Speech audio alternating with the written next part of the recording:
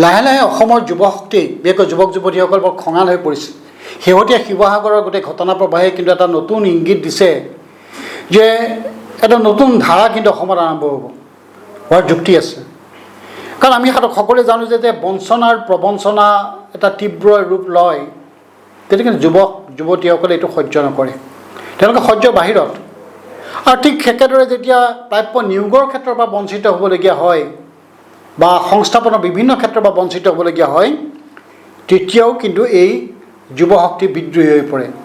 শিৱসাগৰ ঘটনাটোৰ কিন্তু আমি দীঘলীয়া সময়ৰ কাৰণে কিন্তু চিন্তা চৰ্চা কৰা উচিত। এইটো কিয় হৈছে? এইটো এনেই হোৱা নাই। আজি স্বাভাৱিকভাৱে আজি হিন্দী বলয়ৰ কিছু ব্যৱসায়ীয়ে অসমৰ এগৰাকী ৰাষ্ট্ৰীয় পৰ্যায়ৰ এগৰাকী খেলুৱৈ যুৱতীক যিদৰে অপমান কৰিলে, মাৰপিট কৰিলে, এইটো এটা ভাবিব নোৱাৰা এটা ঘটনা। এইখন অসমত, এই মোৰ মাটিত আজি বাহিৰৰ পৰা অহা ব্যৱসায়ীয়ে অসমৰ যুৱতী এগৰাকীৰ ওপৰত এনেধৰণে অত্যাচাৰ কৰিব, স্বাভাৱিকভাৱেই অসমৰ যুৱকসকলক খং উঠিবই। আৰু এই খঙৰ পৰিণতি কি হ'ব এইটো সময়ে ক'ব। কিন্তু মই ভাবোঁ যে এইটোতে এটা ধাৰা আৰম্ভ হৈছে। এইকাৰণে ধাৰা আৰম্ভ হৈছে যে শিৱসাগৰ ঘটনাৰ পিছত আমি দেখিছোঁ যে তিনিচুকীয়াতো কিন্তু একেই ঘটনা ঘটিল। তিনিচুকীয়াতো আকৌ এই হিন্দী বলয়ৰ কোনোবা ব্যৱসায়ী, কোনোবা হিন্দীভাষী মানুহে আকৌ অসমৰ খিলঞ্জীয়া লোকৰ ওপৰত আক্ৰমণ চলিল। গতিকে এই বিষয়টো কিয় হৈছে? এই বিষয়টো কিয় হৈছে এই কথাটো যে আমি যদি চাওঁ দেখিম যে আমি অলপ প্ৰায় ৪৫ বছৰৰ পিছলৈ আমি ঘূৰি যাব লাগিব। এই ৪৫ বছৰ আগতেই এটা ঘটনা ঘটিছিল। 1979 চনত অসম বিধানসভাৰ এখন নিয়োগ পৰ্যালোচনা কমিটিৰ এখন প্ৰতিবেদন। সেই প্ৰতিবেদনখন যদি আপোনালোকে ভালদৰে লক্ষ্য কৰে দেখিব যে এই বিদ্ৰোহবিলাক আজিৰ নহয়। অসম আন্দোলন আগৰ পৰাই আৰম্ভ হৈছিল বা বিশেষকৈ 78ত অসমত বিশেষকৈ যুৱশক্তিয়ে, বিভিন্ন যুৱক যুৱতীয়ে জাতীয়তাবাদৰ ভিত্তিত এটা সংগ্ৰাম আৰম্ভ কৰিছিল অসম আন্দোলনৰ আগতেই। সেই আন্দোলনটোৰ মূল বিষয়টোৱে আছিলে কিন্তু বঞ্চনাৰ প্ৰতিবাদ, কেন্দ্ৰীয় চৰকাৰৰ বঞ্চনা, হিন্দী বলয়ৰ আগ্ৰাসন, বাহিৰৰ পুঁজিপতিৰ আগ্ৰাসনৰ বঞ্চনাৰ প্ৰতিবাদতেই 98 চনৰ পৰা বিশেষকৈ এই সংগ্ৰাম আৰম্ভ হৈছিল। অসমত যদি আমি চাওঁ 78 চনৰ পৰা আৰম্ভ হৈছিল, যদিও 76 মানৰ পৰা আহিছিল, যদিও সংগঠিত ৰূপত 78ত আৰম্ভ হৈছিল। 79ত যিহেতু 78ত এটা তীব্ৰ ৰূপ লৈছিল বিভিন্ন যুৱক শক্তিসমূহে, জাতীয়তাবাদী যুৱ ছাত্ৰ পৰিষদৰ অন্যতম এক শক্তি, এক অন্যতম সংগঠন আছিল 79ত। 79ত অসম বিধানসভাৰ এখন কমিটি, নিয়োগ পৰ্যালোচনা কমিটিয়ে গোটেই এখন প্ৰতিবেদন প্ৰস্তুত কৰিছিল। সেই প্ৰতিবেদন প্ৰস্তুত কৰিবলৈ যাওঁতে তেওঁলোকে 43টা প্ৰতিষ্ঠান আৰু 241খন চাহ বাগিচাৰ ওপৰত তেওঁলোকে বিভিন্ন তথ্য সংগ্ৰহ কৰিছিল। অতি গুৰুত্বপূৰ্ণ বিষয়। এই যে 43টা প্ৰতিষ্ঠান আৰু 241খন বাগিচাক সামৰি তেওঁলোকে যি এটা পৰ্যালোচনা কৰিছিল যে নিয়োগৰ ক্ষেত্ৰত ক'ত কেনেকৈ কি হৈ আছে, এই ক্ষেত্ৰত সেই প্ৰতিবেদনত স্পষ্ট হ'ল যে এই তেওঁলোকে যিখিনি ছাৰ্ভে কৰিছিলে তাৰ 47% জন্মস্থান অসমৰ বাহিৰত 45 বছৰ আগতে। সেই 45 বছৰ আগতে 47% জন্মস্থান অসমৰ বাহিৰত আছিল। 53% মাত্ৰ অসমৰ লোকে সংস্থাপনৰ সুবিধা পাইছিল। ইয়াৰে 38% মাতৃভাষা অসমীয়া, কিন্তু এই 38% অসমীয়া মাতৃভাষা হ'লেও তেওঁলোকে অতি নিম্ন স্তৰতহে চাকৰি তেওঁলোকে লাভ কৰিছিল। আৰু ইয়াৰ বিপৰীতে দেখিছিলোঁ যে 28% বাংলাভাষী। আন এটা ক্ষেত্ৰত আমি দেখিছিলোঁ সেই প্ৰতিবেদনখনত প্ৰথম আৰু দ্বিতীয় শ্ৰেণীৰ পদত 38% জন্মস্থান অসমত আৰু 62% জন্মস্থান অসমৰ বাহিৰত। 45 বছৰ আগতে এই যে 43টা প্ৰতিষ্ঠান আৰু 241খন বাগান, কিন্তু বাগানত চাহ শ্ৰমিক নহয়, কিন্তু আমাৰ চাহ জনগোষ্ঠীৰ লোকৰ কথাটো ইয়াত অহা নাই, যিসকলে বিভিন্ন বিষয়া পৰ্যায়ত কাম কৰে সেইসকলৰ কথাটো ইয়াত আহিছে, কৰ্মচাৰীসকলৰ কথাটো। গতিকে এই ক্ষেত্ৰত দেখা গৈছিল যে 62% অসমৰ বাহিৰৰ লোক। আন এটা সেই প্ৰতিবেদন আন এটা বিষয় আছিল যে চৰকাৰী খণ্ডৰ 4ৰ্থ শ্ৰেণীৰ 4th গ্ৰেডত 41% বাহিৰৰ লোক, মাত্ৰ 38% অসমৰ। আৰু এই 38% অসমৰ হ'লেও তেওঁলোকৰ সকলোৰে কিন্তু মাতৃভাষা অসমীয়া নহয়। অসমত থকা বেংগলী লোক বা অসমত থকা বিহাৰী বা বাহিৰৰ লোক। আন এটা বিষয় সেই প্ৰতিবেদনত উল্লেখ হৈছিল RBIৰ কথাত। সেই সময়ত RBI অসমৰ RBI প্ৰথম শ্ৰেণীৰ বিষয়াৰ আধা অংশই বাংলাভাষী আধাতকৈ বেছি আছিলে RBI ৰিজাৰ্ভ বেংক অফ ইণ্ডিয়াত। বাগিচাসমূহত দেখা গ'ল যে মাত্ৰ বিভিন্ন কৰ্মচাৰীৰ পৰ্যায়ত 38% অসমীয়া আৰু 62% অসমীয়া নহয়। এই 62%ৰ ভিতৰত 45% বেংগলী, 6% হিন্দীভাষী, 4% নেপালীভাষী। গতিকে এই গোটেই প্ৰক্ৰিয়াটো যদি আমি চাওঁ, আকৌ উত্তৰ পূব ৰেলৱেৰ ক্ষেত্ৰতো তেওঁলোকে পৰ্যালোচনা কৰিছিল।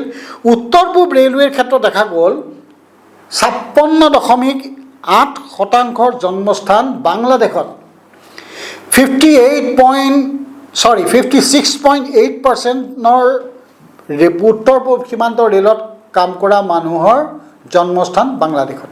অতি গুৰুত্বপূৰ্ণ বিষয়। এইটো গভৰ্ণমেণ্টৰ প্ৰতিবেদন, চৰকাৰে 79ত দিয়া এখন প্ৰতিবেদন। মাত্ৰ 8% ৰেলৱেত কাম কৰা কৰ্মচাৰী ঘৰ অসমত।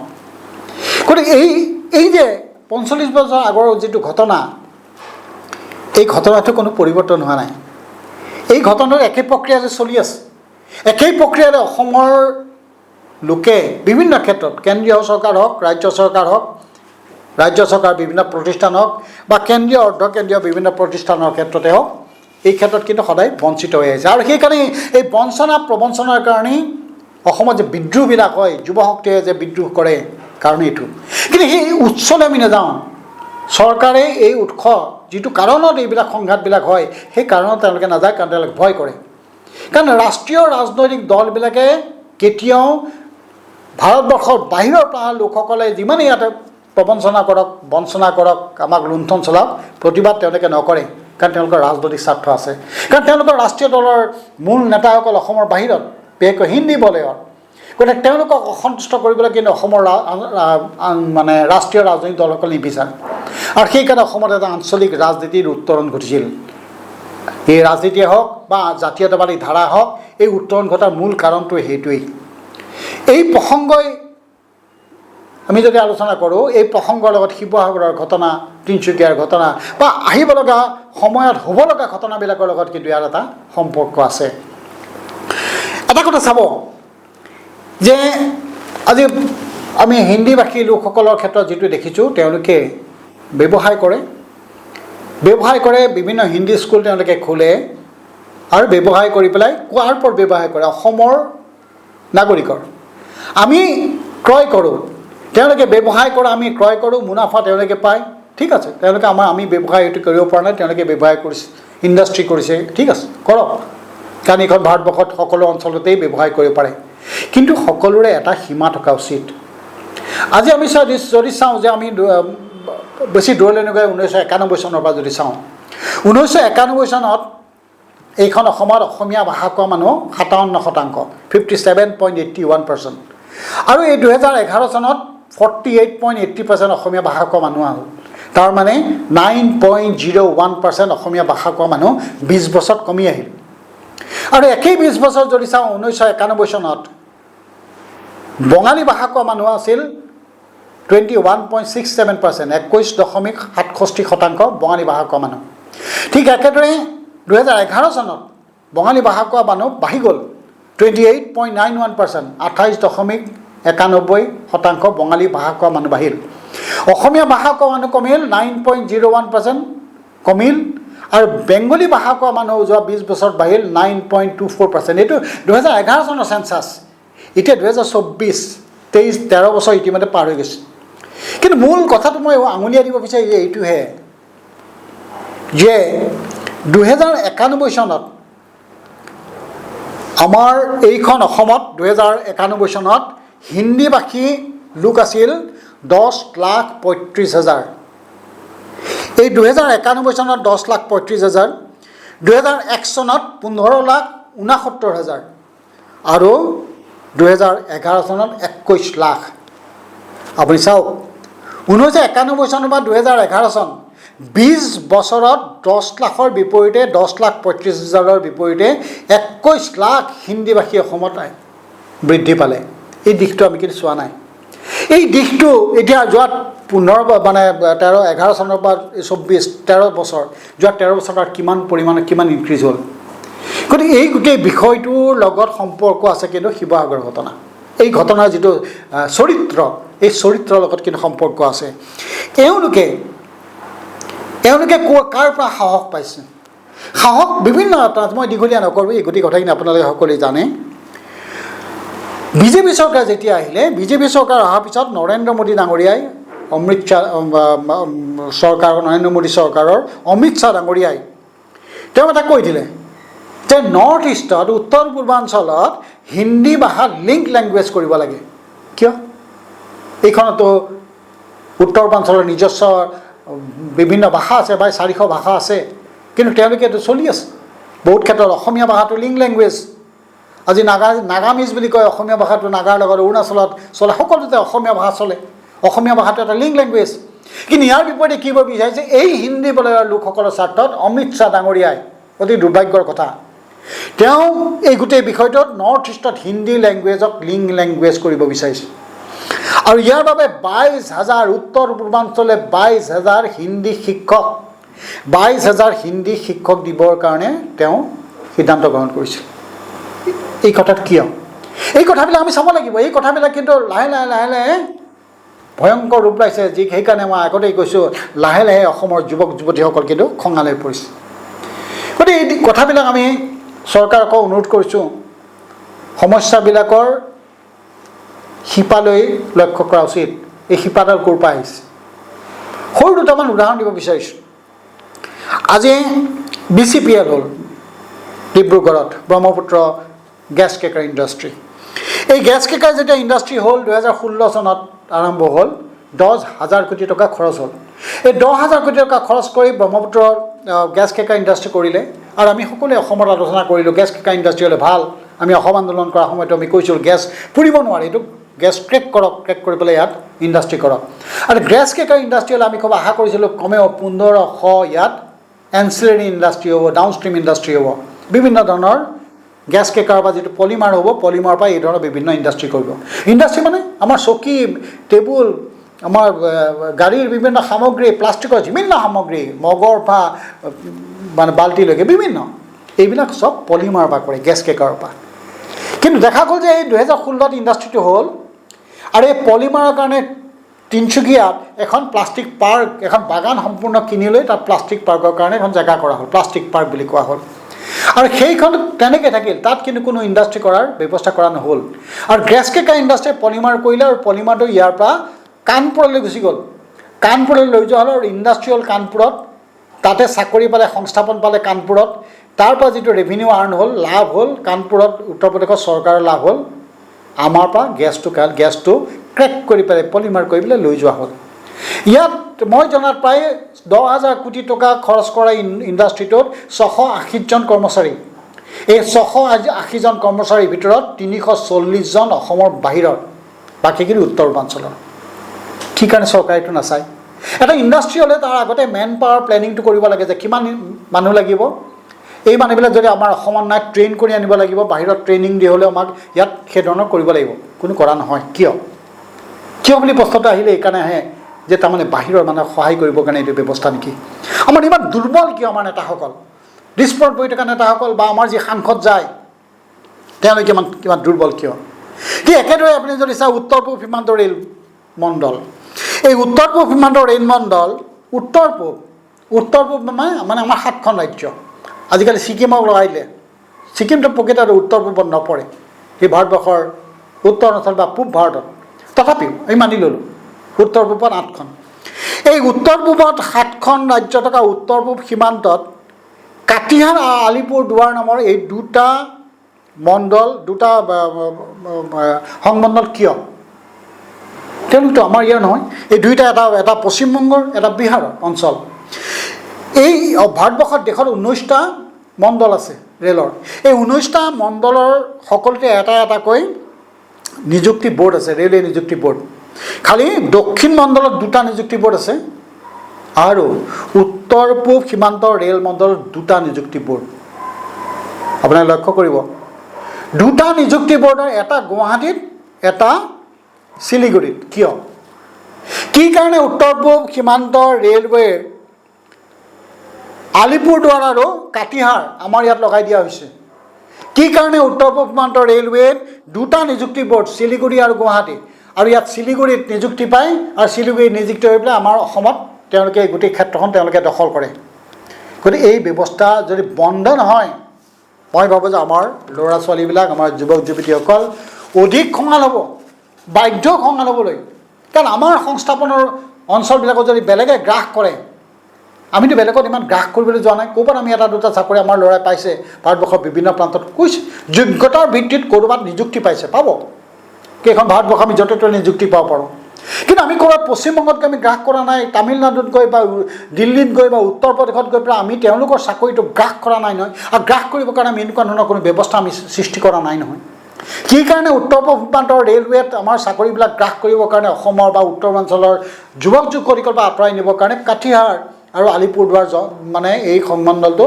কি কাৰণে ইয়াত সোমাই দিয়া হ'ল ঠিক একেটা কথা যদি আমি চাই ব্ৰহ্মপুত্ৰ ব'ৰ্ড অসমৰ ব্ৰহ্মপুত্ৰ নদীখনৰ কাৰণে ব্ৰহ্মপুত্ৰ গঠন কৰা হৈছিল 1971 চনত এই ব্ৰহ্মপুত্ৰ ব'ৰ্ডখন গঠন কৰিছিল ব্ৰহ্মপুত্ৰৰ বানপানী আৰু গৰাখহনীয়া প্ৰতিৰোধৰ কাৰণে ব্ৰহ্মপুত্ৰ ব'ৰ্ডৰ অফিচ গুৱাহাটীত কি কাৰণে চৰকাৰে আকৌ ব্ৰহ্মপুত্ৰ ব'ৰ্ডৰ কাৰ্যালয় শিলিগুৰিত কৰা হ'ল কি কাৰণে শিলিগুৰিটো ব্ৰহ্মপুত্ৰখন নাযায় কিন্তু শিলিগুৰিত ব্ৰহ্মপুত্ৰ ব'ৰ্ড কিয় কৰা হ'ল ব্ৰহ্মপুত্ৰ ব'ৰ্ডৰ এটা কাৰ্যালয় শিলিগুৰিত কিয় কৰা হ'ল গুৱাহাটীত এটা ব'ৰ্ডৰ কাৰ্যালয় আছে হয় গুৱাহাটীত থাকিবই কাৰণ ব্ৰহ্মপুত্ৰখন অসমত অথচ শিলিগুৰিত কৰা হ'ল ইয়াৰ পিছত কি উদ্দেশ্যটো কি উদ্দেশ্যটো স্পষ্ট কেইদিনমান আগতে নিম্ন সহায়ক পদত 22টা পদ খালী হৈছিলে তাৰে এটা অসমৰ বাকী 21টা বাহিৰৰ কাৰণ শিলিগুৰিত অফিচ আছে ঠিক হয় আৰু অলপ দিন আগতে কিছুদিন আগতে 35জন কনিষ্ঠ অভিযন্তাক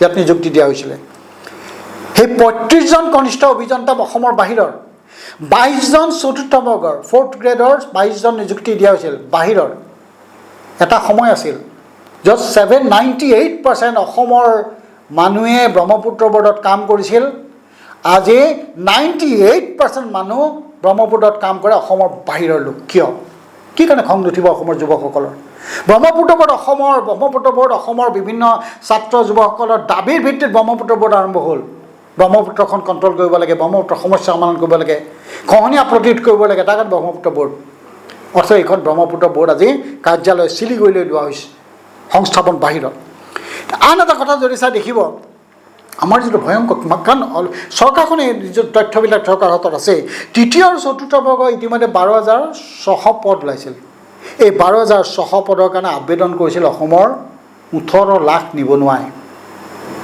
এই ভয়ংকৰ অংকটো চৰকাৰে লক্ষ্য কৰিছে নে নাই এওঁলোকৰ যদি সংস্থাপনে নাপায় উপাৰ্জনৰ পথ যদি নাপায় এওঁলোকে বিদ্ৰোহ কিয় নকৰিব গতিকে ইতিমধ্যে ঠিকা টুকুলিবিলাক বন্ধ কাৰণ ঠিকা টুকুলিবিলাক অসমৰ ল'ৰা ছোৱালীয়ে কৰিব নোৱাৰা অৱস্থা এটা কৰি পেলাইছে ঠিকা টুকুলি আগতে অসমৰ ল'ৰা ছোৱালীয়ে যথেষ্ট কৰিছে আজিকালি পেকেজ 100 কোটি টকাৰ পেকেজ 200 কোটি টকাৰ পেকেজ এই ধৰণৰ কিছুমান ব্যৱস্থা কৰা হ'ল যিটো ব্যৱস্থাৰ পৰা সমগ্ৰ অসমৰ গোটেই ঠিকাৰ ব্যৱস্থাটো অসমৰ বাহিৰলৈ লৈ যোৱা হ'ল বাহিৰৰ বৃহৎ ব্যৱসায়িক গোষ্ঠীক এইটো দি দিয়া হ'ল এই গোটেই ব্যৱস্থাবিলাক বহিৰাগত যদি বনিয়াৰ হাতলৈ গুচি গ'ল যেতিয়া অৰ্থনীতিখন তেওঁলোকৰ গোটেই অৰ্থনীতি যেতিয়া তেওঁলোকৰ হাতত থাকিব ৰাজনীতিৰ পৃষ্ঠপোষকতা পাব ৰাজনৈতিক দলৰ নেতা হ'ব কাৰণ শিৱসাগৰত হোৱা ঘটনাটোৰ অন্যতম এগৰাকী ব্যক্তি শাসক গোষ্ঠীৰ এগৰাকী নেতা হিন্দীভাষী নেতা গতিকে তেওঁলোকে যেতিয়া ৰাজনৈতিকভাৱে তেওঁলোকৰ পৃষ্ঠপোষকতা পাব ৰাজনৈতিক তেওঁলোকে নেতা হ'ব পাৰিব হাতত পুঁজি আহিব বিভিন্ন অঞ্চলৰ পৰা মাটি তেওঁলোকে ইতিমধ্যে